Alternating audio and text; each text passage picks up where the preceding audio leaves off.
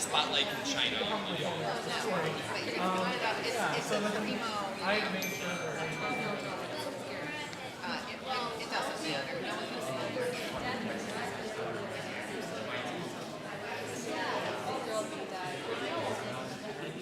can see it.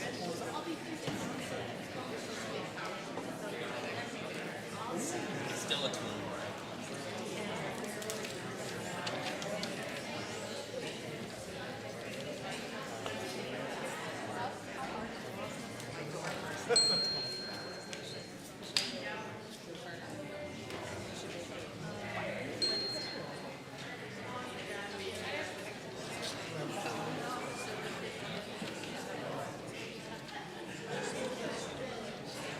No. Let it resonate.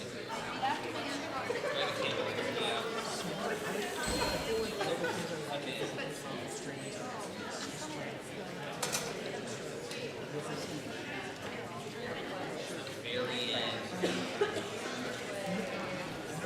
It's like happening throughout the whole service.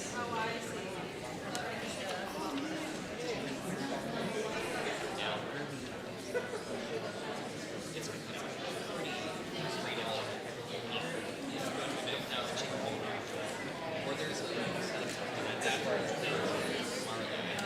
see. I mean, you might sound like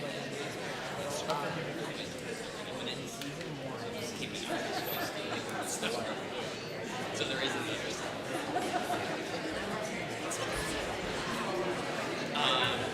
Maybe there's people out in the hall.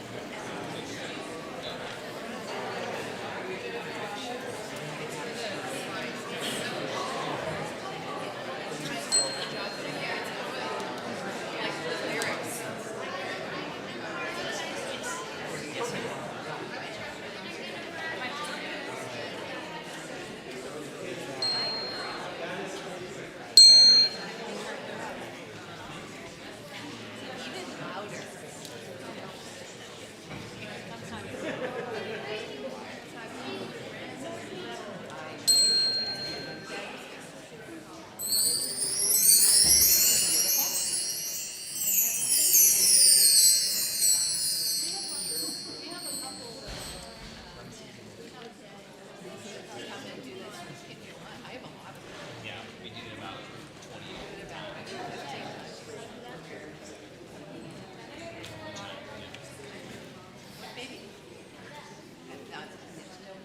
You have the star part. I just got all right, Nora. Yeah, so between me and Sam, and you're gonna there's a technique. So watch me do it the first time. You start from short to long. Try some transition. And then you can let your brother do. Is he want to take the filter? No, you don't have to do anything. Good evening. Welcome to worship with the community of First Unitarian Church of Omaha. Whoever you are, whatever brings you out on this night, we're glad you have chosen to spend Christmas Eve with us. My name's Sherry Woodbury, and I'm the settled minister here. And my name is Mary Kay Peters. I'm a lay leader here at the church and a member of the worship arts team. And on behalf of the church, I want to offer a special welcome to all of our guests this evening. This congregation is a community of all ages and abilities. It's a community with a rainbow of gender and sexual identities, and it's a community of diverse cultural and class backgrounds. Unitarian Universalism is a progressive, inclusive faith. We draw upon many sources of wisdom, including, though not limited to, the Christian tradition and the radical wing of its Reformation, to which we trace our roots. We feel free to encounter that tradition freshly and make it meaningful in the context of our lives today. As a people of deeds, not creeds, we draw on many other sources of wisdom as well. The commitment we share in common is to a way of living centered in the transforming power of love.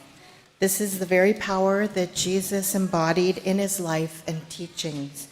It's also the very power that's lifted up in the story that we're going to bring you to life tonight from the 1843 novel, A Christmas Carol, written by then Unitarian Charles Dickens. This will be a lively service for all ages. Note that activity baskets for children are available from the ushers. Families are welcome to participate here in the sanctuary. There's also a streaming happening downstairs in the common room. Our nursery is closed tonight because we wanted to allow our childcare staff to spend the holiday with their own families. So if you're joining us online, we encourage you to create a YouTube account and sign in when you attend online, and it will allow you to participate in the comments. Everyone is invited to subscribe to our channel and share videos you like with others. To learn about other activities that you might want to partake in around First Unitarian, please use the QR codes or links that are in your programs, and that's the order of service. And visitors can fill out a yellow visitor card if you would like to be added to the church's email list. You can unsubscribe at any time. Note that we will be sharing candlelight at the end of the service. If you didn't get a candle on the way in and you'd like one, please raise your hand now and one of our usher greeters will bring one to you. Those at home who want to participate in the candlelight can also get a candle and a lighter at the ready now. And here, our church occupies the traditional treaty lands of the Omaha and Otoe, Missouri tribal nations, whose sovereignty existed long before the state of Nebraska. And we would also like to express our respect to the Ponca, Winnebago, and Santee Sioux tribes native to Nebraska, along with many other tribes represented in the Omaha area. We invite all to join us to go beyond acknowledgments by educating ourselves and supporting causes, charities, and rights of Indigenous peoples in this area. We gather to mark a night our ancestors have marked for thousands of years. The stories have changed from the winter-born king and the sacred mother's son-child to stories of the Christ child laid in a manger, to stories of kindness, generosity, hearts reopened to love, and the miracle of hope. We are here to be touched by story, by candlelight, by tradition, by ancient rhythms of the soul. Welcome to this magic night.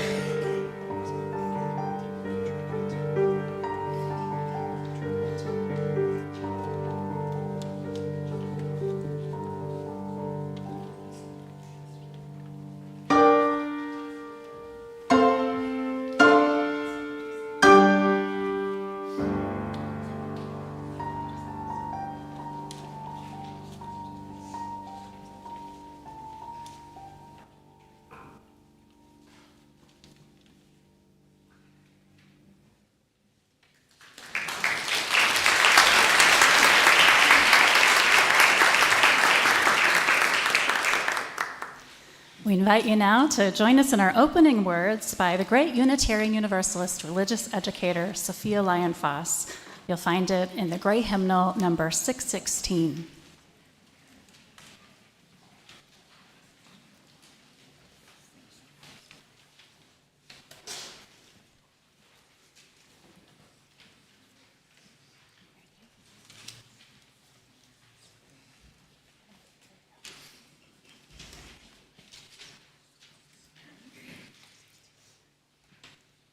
It's Christmas Eve. Is that it? The one?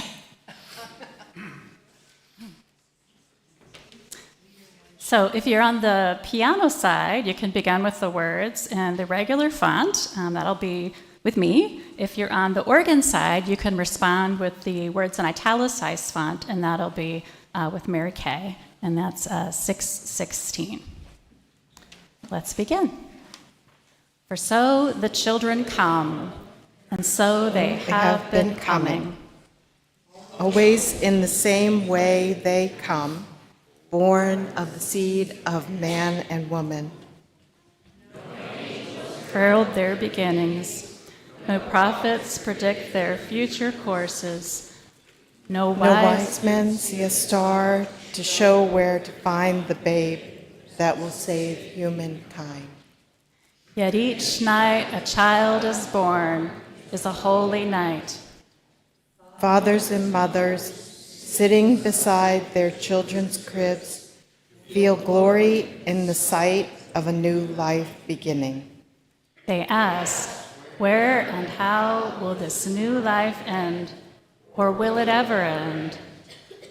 Each night a child is born is a holy night, a time for singing, a time for wondering, a time for worshiping. I invite you to rise as is comfortable for you and join in our first carol, number 253, Come All Ye Faithful. We'll do verses 1 and 3. 1 and 3.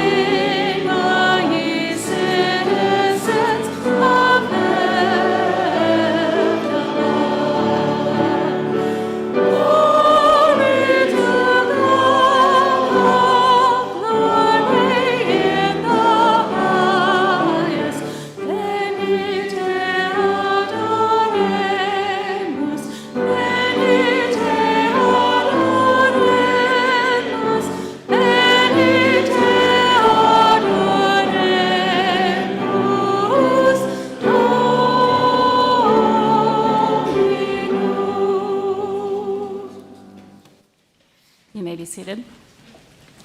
You might notice that some of the words in our Yo-Yo hymnal might be a little bit different than the traditional Christmas carols that you know, and feel free to sing either what's on the page or what is already in your heart and what's to come out of your mouth. That's fine too.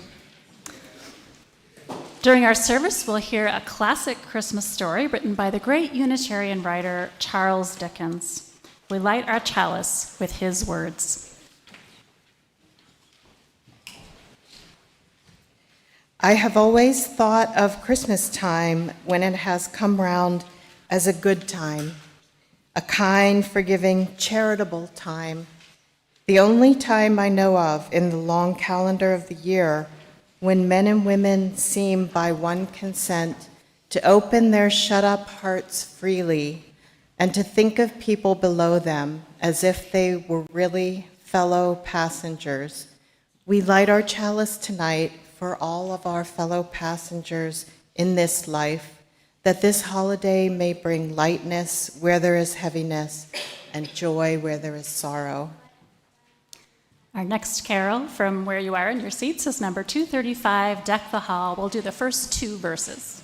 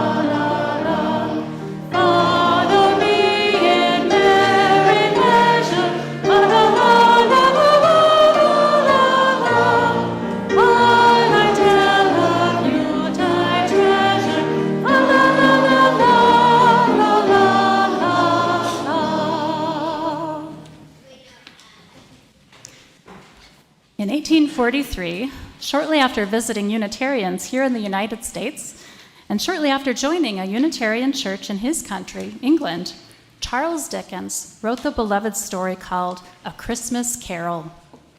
It's about a man named Ebenezer Scrooge. Scrooge loved money above all other things.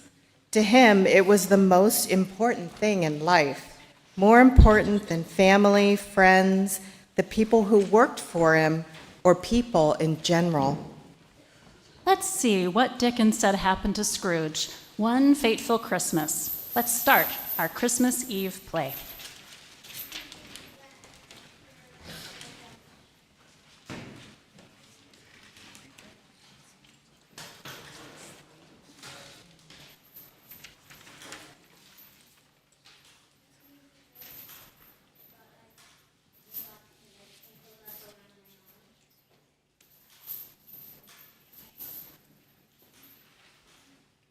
No, later.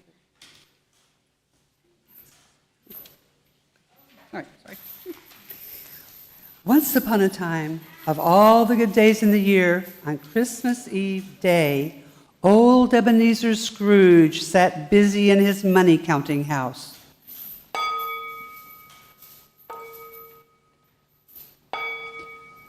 Outside, in the cold, bleak weather, the city clocks had only just struck 3 in the afternoon, but it was quite dark already. Carriages and sleighs went by, the horses' bells jingling in the winter air. Scrooge kept a careful eye upon his clerk, who sat at a dismal little desk copying letters. Scrooge had a very small fire, but the clerk's fire was so very much smaller that it looked like just one coal. Meanwhile, the fog and darkness thickened, and the cold became piercing. Some carolers passed by outdoors singing,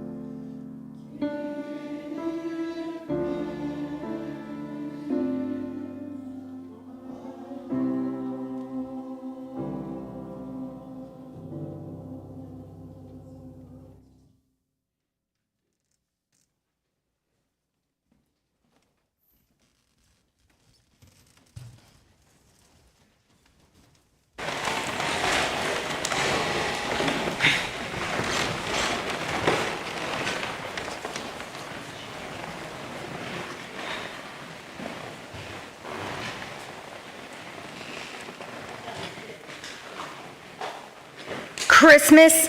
Bah! Humbug. Go away, you miserable little beggars. Take your Christmas carols and get away from my door. At length, the hour of closing arrived, and Bob Cratchit, the clerk, stood up and put on his scarf. Where did we skip to?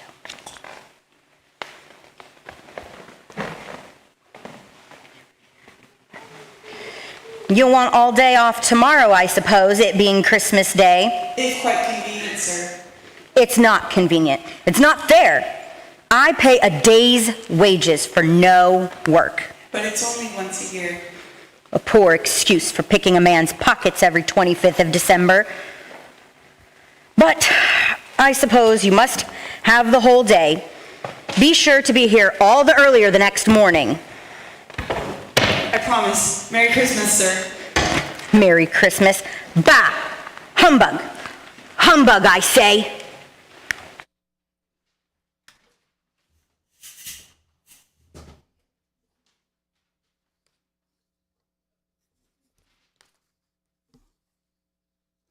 Something amazing was about to happen to Ebenezer Scrooge. A star of truth was about to shine in his life, and he had to find the courage to follow it. Let us sing now from your seats, number 238, Within the Shining of a Star. 2 verses.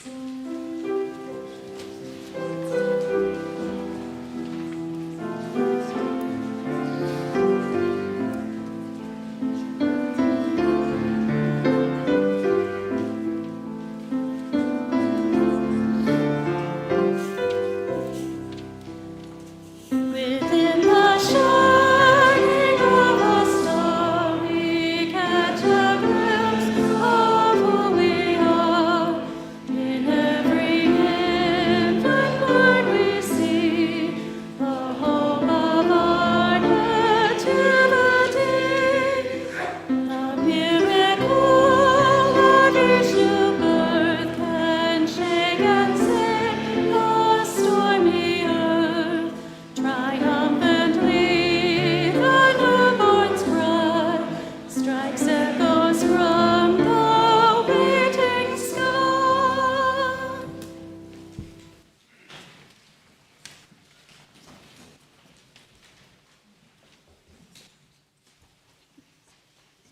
How do you like the story so far? Charles Dickens, who wrote it, knew what it was like to be poor. When he was 12 years old, his family lost all they had and were sent to a jail for poor people. Charles was sent to work in a factory for 10 hours a day to help pay his family's debts. Later, he worked as a clerk, like Bob Cratchit. He learned how hard things were for poor families. All his life, Charles Dickens wrote books about how hard things were for poor people. He used his gift of storytelling to help others. Let's get back to our story.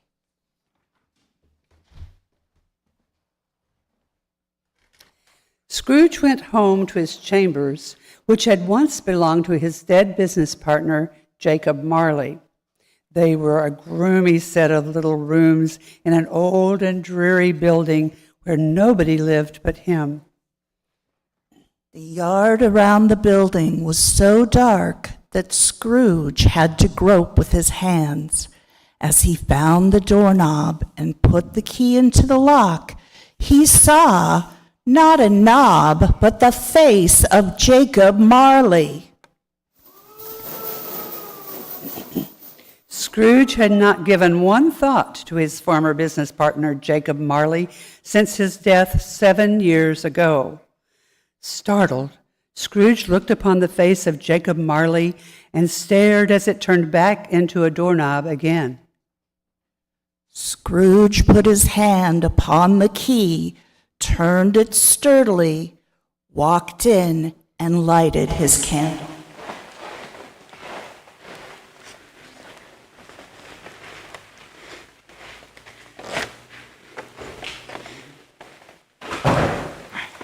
Scrooge walked to his room to see that all was all right. Nobody was under the table, nobody was under the sofa, and a small fire was in the grate. Quite satisfied, he put on his dressing gown and his nightcap, locked his sleeping room door, and sat down before the fire.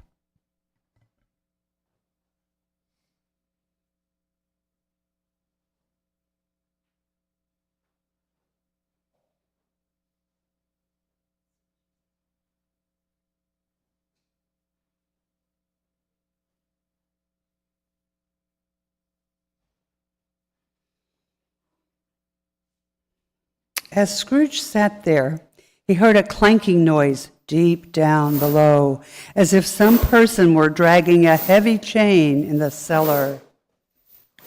He heard the cellar door fly open with a booming sound, and then heard the noise coming up the stairs and then coming straight towards the door. Bug still. It was not a humbug, whatever that is. It was a ghost. Now don't be scared, Elaine. No one gets hurt in this play. Okay. Well, I wasn't scared. Humbug. Without a pause, the ghost came through the heavy door and passed into the room before Scrooge's eyes.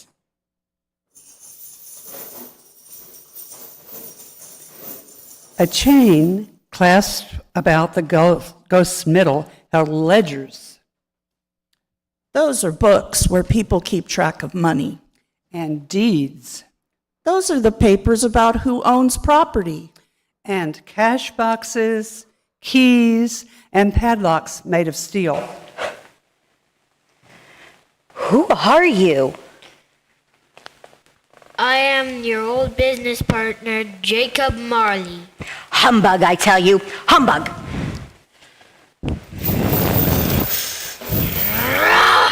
Scrooge, hear me. Dreadful ghost. Why do you trouble me? I wear a chain made in life. Each time I made money, more important than people, each time I made some poor family lose their home, each time I sent a poor person to prison, I made another link in the chain. And now in death, I must drag it after me. It is a dreadful brooding Scrooge. Hear me. My time is nearly gone. I am here tonight to warn you so that you have yet a chance of escaping my fate. You will be haunted this very evening by 3 spirits. Expect the first when the bell tolls midnight. Expect the second when it strikes 2. Expect the Third when it strikes 4 in the morning. Ah, Scared and tired, Scrooge went straight to bed and fell into a fitful sleep. Ebenezer went to sleep to dream, perhaps of another midnight clear, when angels sang onto the earth. I invite you to rise if that feels good in your body and join in singing number 244, It Came Upon a Midnight Clear. We'll do verses 1 and 3.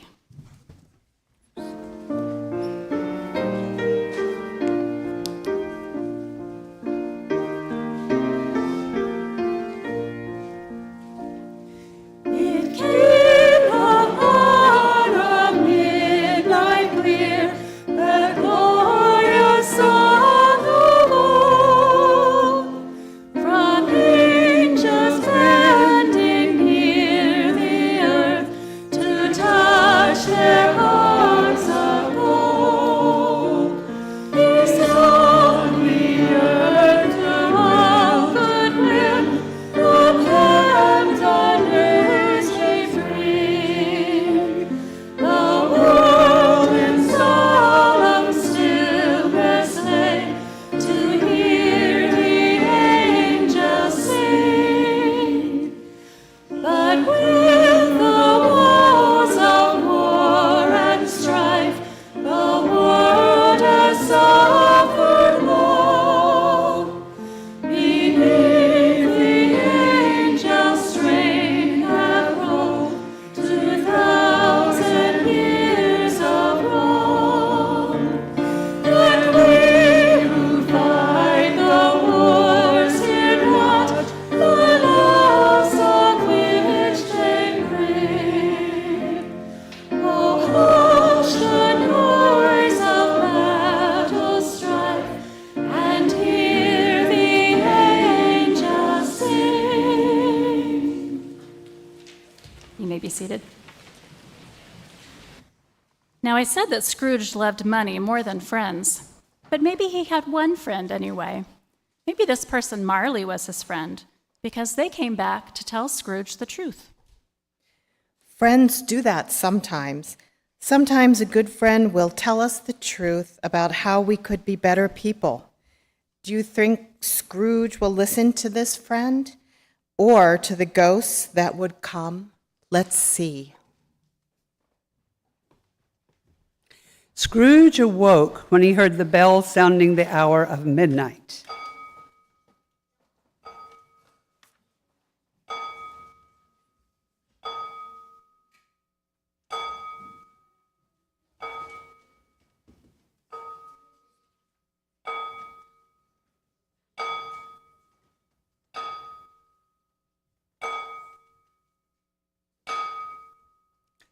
Light flashed in the room, and the curtains were drawn aside.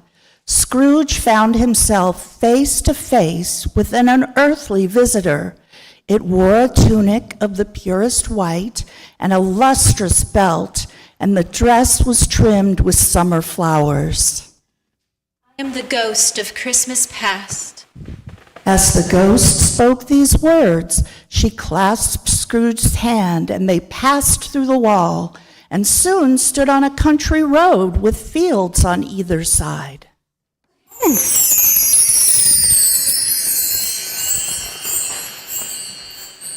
I was a boy here. Walking the road, he recognized every gate and post and tree. Soon they came to a school. The school is not quite deserted. One solitary child, neglected by his friends, is left there still. Scrooge beheld himself as a child, thin, cold, alone at Christmas time, in the old school with no one to care for him. I know the boy. Scrooge sobbed as he remembered what a sad child he had been, always alone on Christmas Day.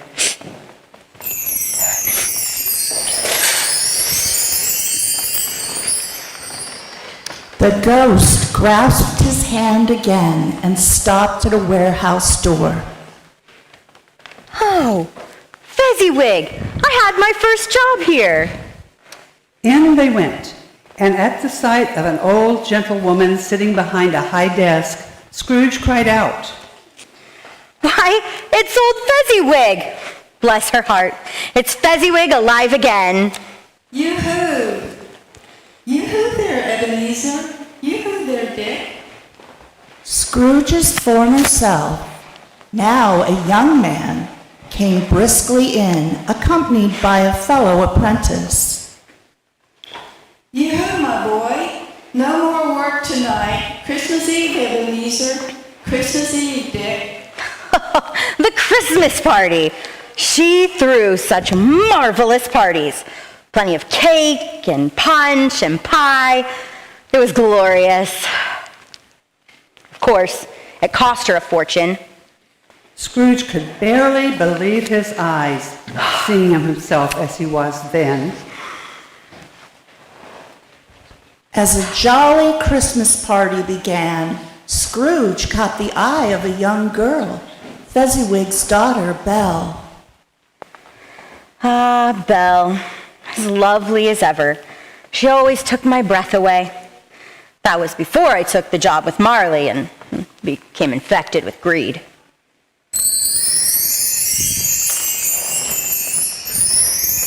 Just go in a circle.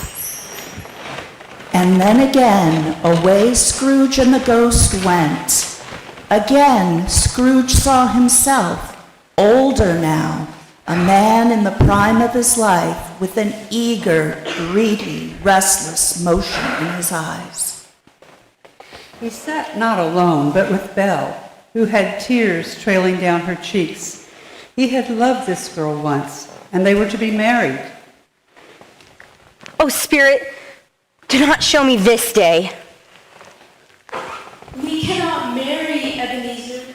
You do not love me as you did. I fear a golden idol replaces me, and a game engrosses you. She rose and walked sadly away. Love of money had made him lose her. No, don't go, Belle. She cannot hear you. Oh, foolish young man, to have prized money over that woman. Ghost, remove me from this place. I told you these were shadows of the things that were. That they are what they are. Do not blame me. Remove me. I cannot bear it. Take me back. Haunt me no longer.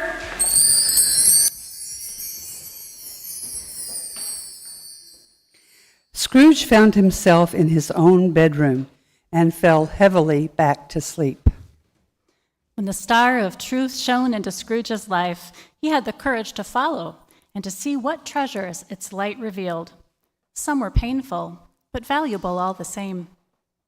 Please remain seated as we sing together a song about treasures brought to a special child by earthly kings. Hymn number 259, We Three Kings. We'll do verses 1 and 4.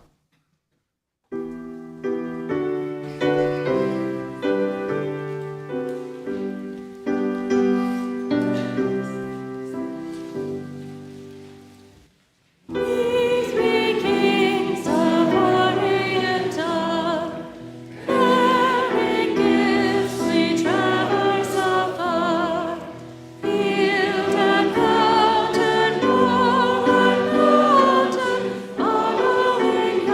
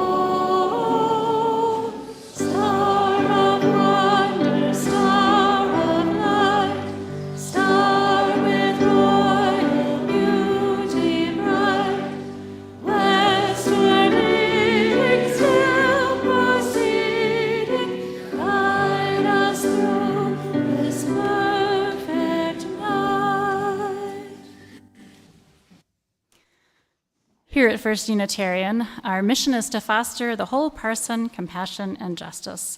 And that leads us to lend support in the wider community. Traditionally, one of the ways we have done this has been through our Share the Plate program and Sunday worship.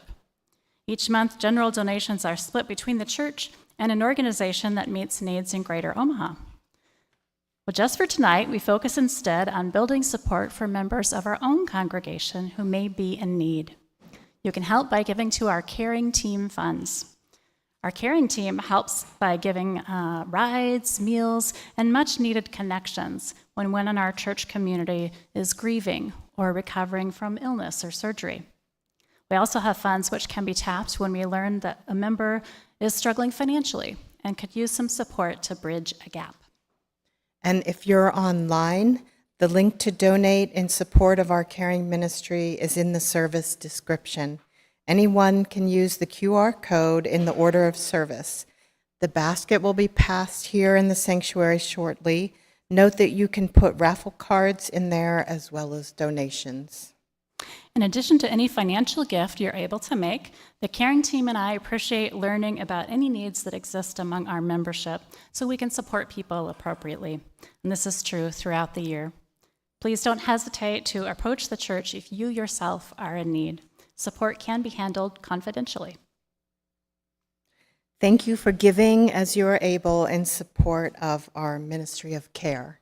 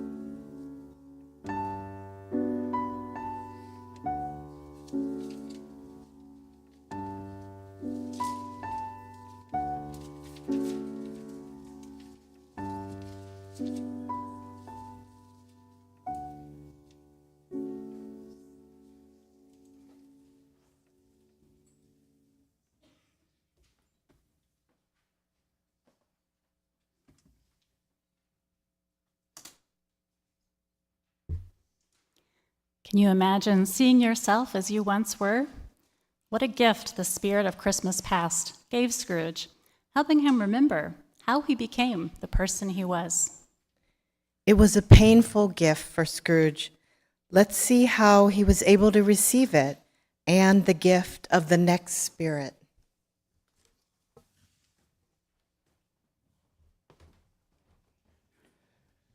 Scrooge woke in the middle of a great snore, knowing that the bell was about to strike 2. Trembling, he watched and waited.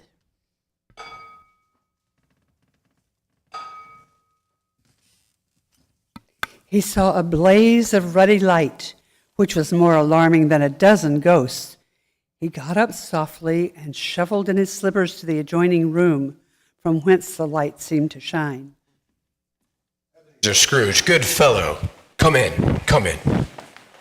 Heaped upon the floor to form a kind of throne were turkeys, geese, game, poultry, great joints of meat, long wreaths of sausages, mince pies. I guess they weren't vegetarians, were they? But there were also plum puddings, barrels of red-hot chestnuts, cherry-cheeked apples, juicy oranges, luscious pears, and seething bowls of punch. Above it sat a jolly giant, glorious to see. I am the ghost of Christmas present. Spirit, conduct me where you will.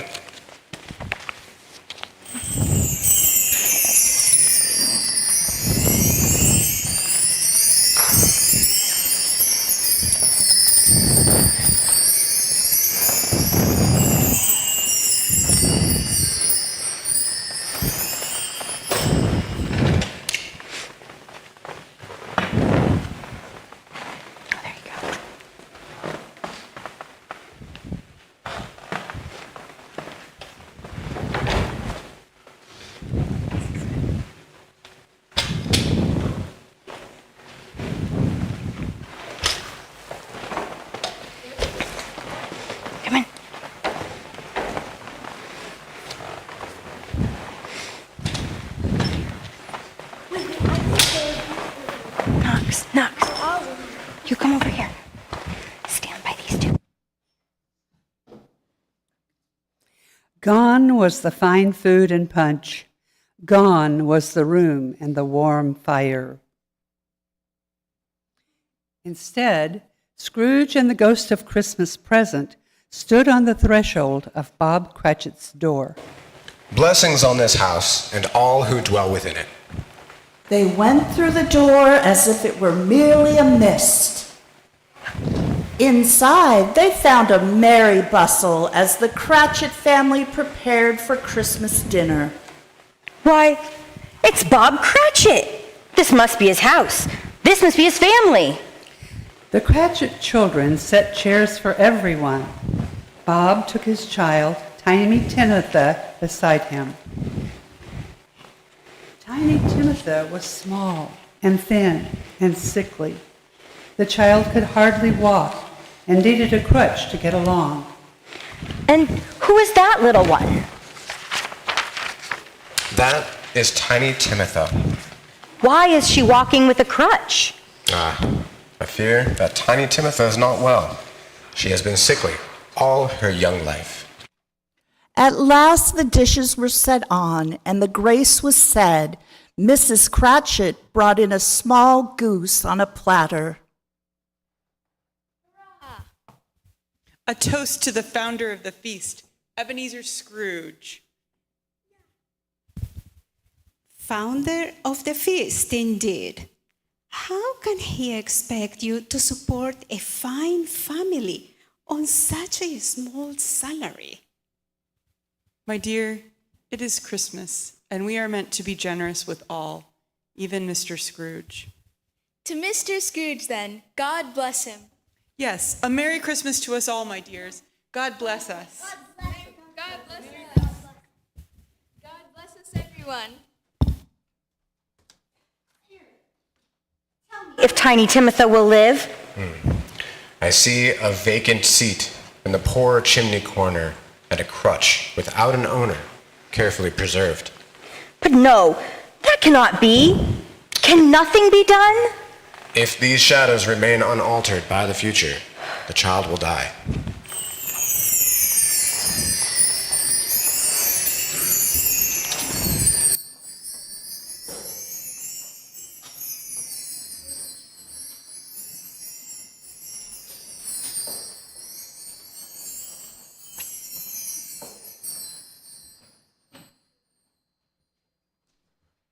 Things are looking sad as Scrooge's heart slowly opens.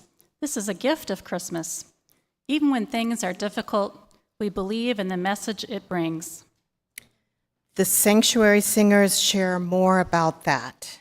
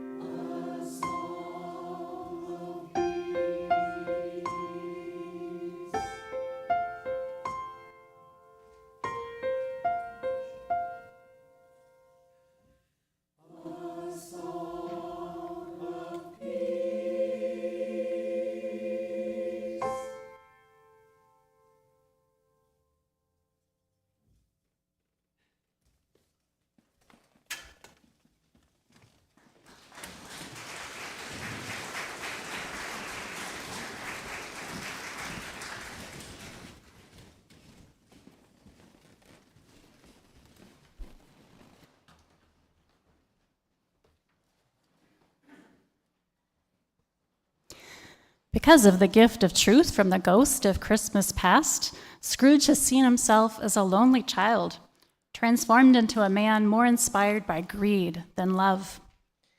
Because of the gift of the ghost of Christmas Present, Scrooge has seen the hidden home life of his worker, Bob Cratchit. He has seen a sickly child who blesses everyone. This touches the old miser's heart. It must have made Scrooge think. Here was a child whose life was even worse than his, except this child had a loving family. What gift do you think the next spirit will bring? And how will Scrooge react? Let's find out.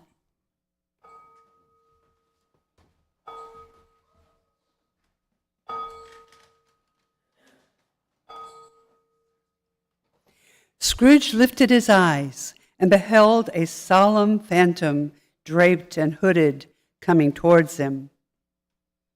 It was shrouded in a deep black garment, which concealed its form and left nothing visible save one outstretched hand. Christmas yet to come? The ghost answered not, but pointed downward with its hand. You are about to show me shadows of the things that have not happened, but will happen in time. Is that so, Spirit? Although used to ghostly company by this time, Scrooge feared the silent shape so much that his legs trembled beneath him, and he found that he could barely stand. Lead on, lead on. The night is waning fast, and it is precious time to me, I know. Lead on, Spirit.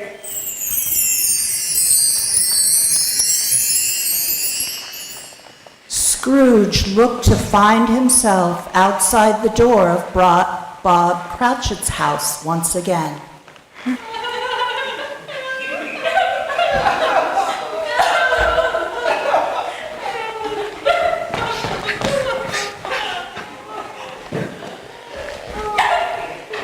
Why do they weep, Spirit?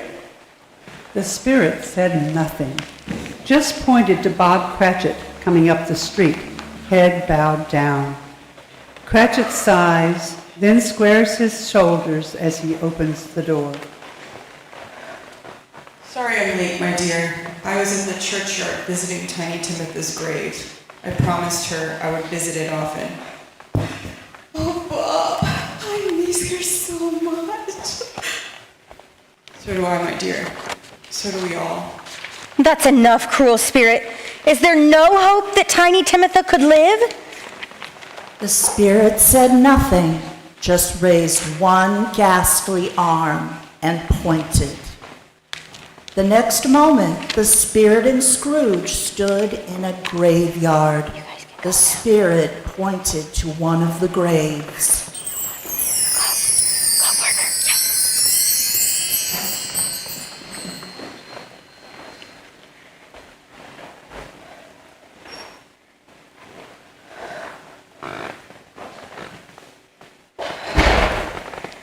Ebenezer Scrooge. No, Spirit! Oh, no, no!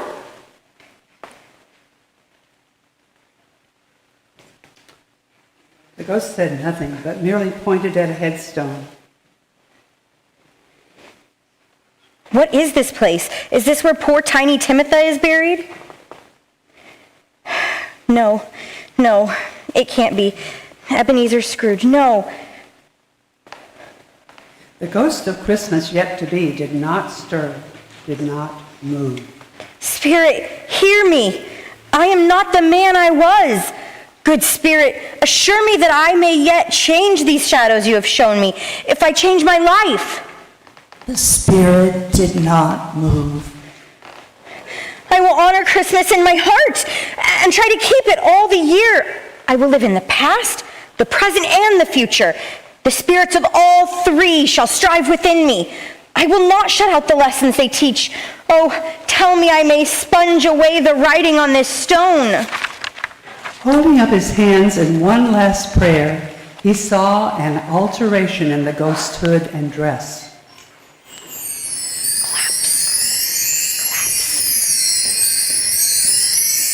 It shrunk, collapsed, and dwindled down into a bedpost. I will live in the past, the present, and the future. The spirit of all three shall strive within me. Oh, Jacob Marley, heaven and the Christmas time be praised for this. I say it on my knees. Oh, Jacob, on my knees. Thank you for warning me. Thank you for giving me another chance. Running to the window, he opened it, put out his head, and felt clear, bright, jovial, stirring cold. Golden sunlight, heavenly sky, sweet fresh air, merry bells. Oh, glorious, glorious! Below in the street, he heard a choir singing.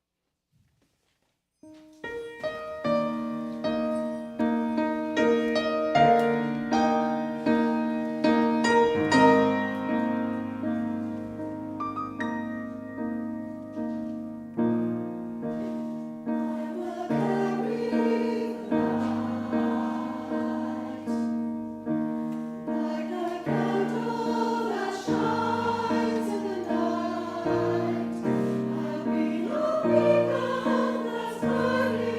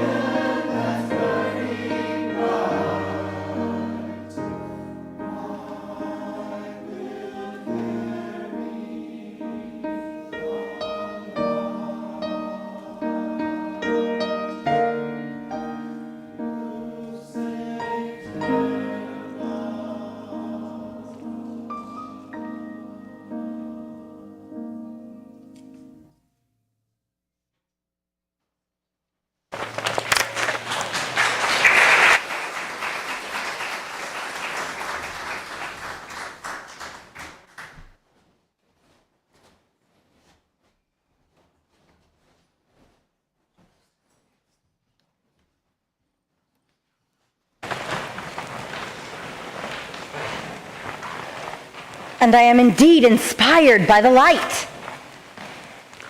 Hey there, boy, what's today? Today? Why? Today is Christmas Day. Saints be praised! Merry Christmas! Merry Christmas. Fine fellow, do you know if they've sold the prize turkey hanging at the store? You know the one, it's as big as you. Yeah, it's right there right now. Go and buy it, and tell them to bring it here. Yes, sir, Mr. Scrooge. What's gotten into him today? It must be a Christmas miracle. I'll send it to Bob Cratchit. He shan't know who sends it. It's twice the size of Tiny Timothy. Scrooge dressed himself all in his best and at last went out into the streets. Scrooge regarded everyone with a delighted smile.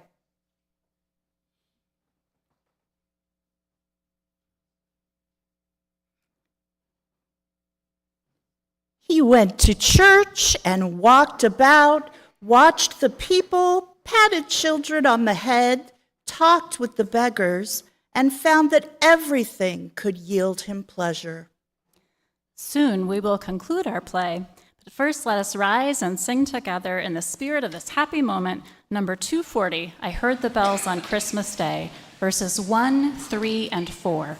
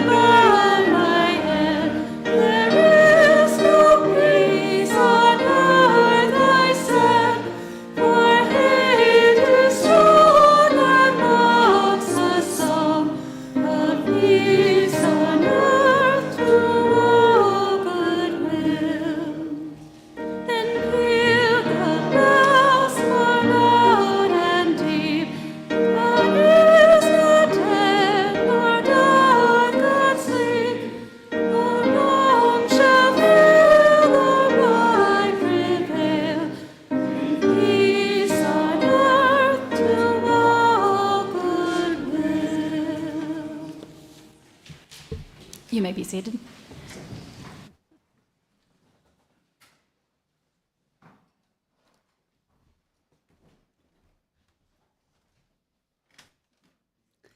The day after Christmas, Scrooge was early at the office.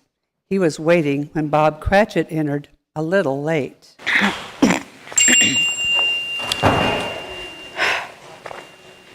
Mr. Cratchit, what do you mean by coming in this late? I'm very sorry, sir. It won't happen again. Bob Cratchit, I cannot stand this any longer. Therefore, I am going to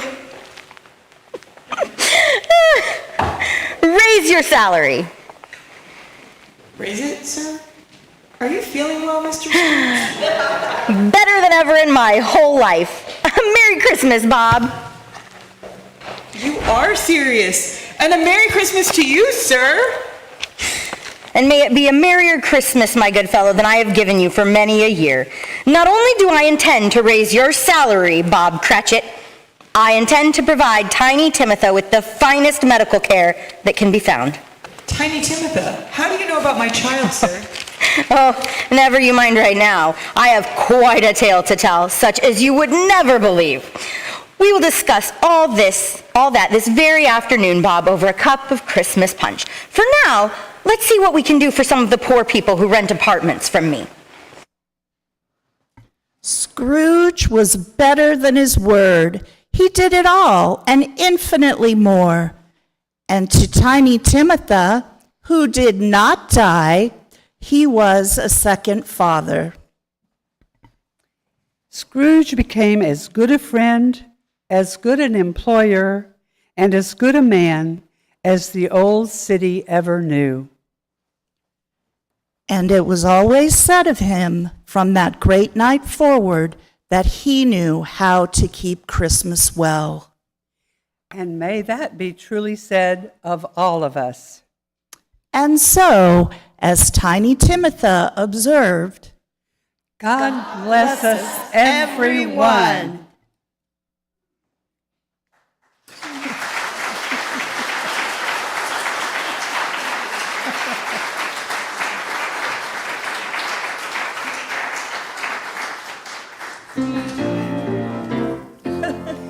We wish you a Merry Christmas. We wish you a Merry Christmas. We wish you a Merry Christmas and a Happy New Year.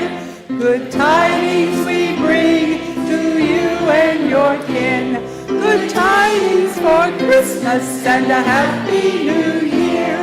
Good tidings we bring. Christmas we bring you figgy pudding. So bring us a figgy pudding and bring it right here.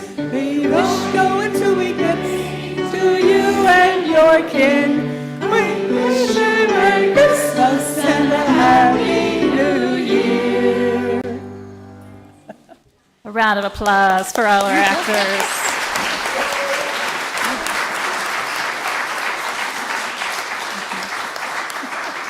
And our entire Conover Rabine row of sound effects people. You did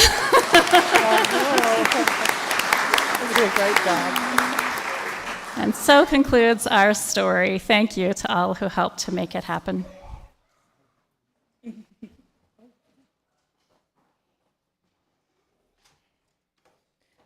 When the song of angels is stilled, when the star in the sky is gone, when the kings and princes are home, when the shepherds are back with their flock, the work of Christmas begins. To find the lost, to heal the broken, to feed the hungry, to release the prisoner, to rebuild the nations, to bring peace among the brothers, to make music in the heart.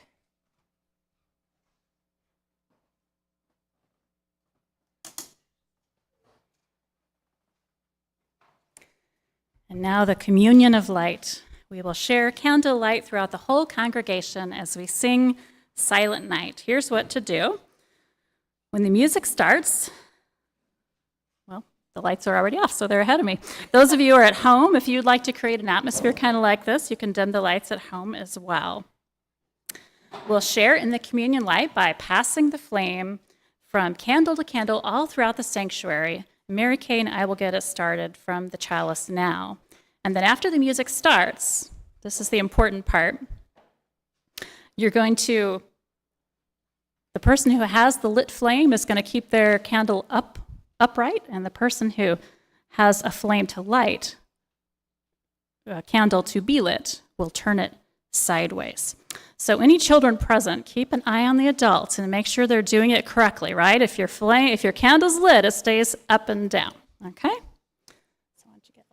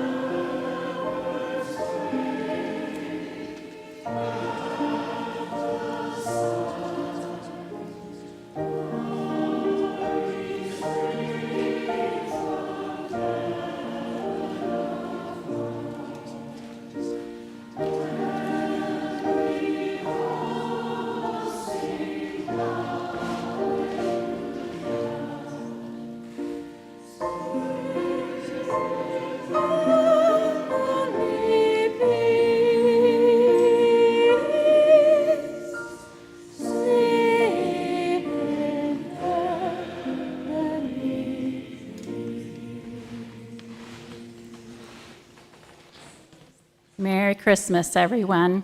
You can blow your candle out before you leave and leave it in the basket. Good to see you all.